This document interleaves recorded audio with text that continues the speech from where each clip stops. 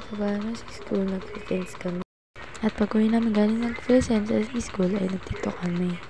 At pagkatapos ng TikTok, nagaya na kasama namin, pumunta kami bukid. Ay isa namin dyan, tinanong namin na hindi namin papansinin. Hanggang kinakama kami, hinabang kami ng aso, patungo doon sa bukid. Ang ingay kasi namin kasama namin. At pagkatapos hinabang ng aso, yung isang kasama namin ay tagtampo at sinabi ni Kim na, ano guys, papansinin na ba natin? Sabi namin hindi. At maya maya, pinansinin namin kasi naawa na kami. Ito sinasabi niya, wait lang.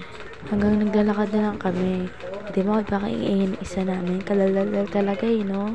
At pagkatapos namin magdaldalan at okay na lahat, ito naman, isang lalaki, takot at ay tinakot ni BNLC na yung motor tinawag, yun tumakbo siya. Kala niya kasi babalik pa yung lalaking may dalang motor.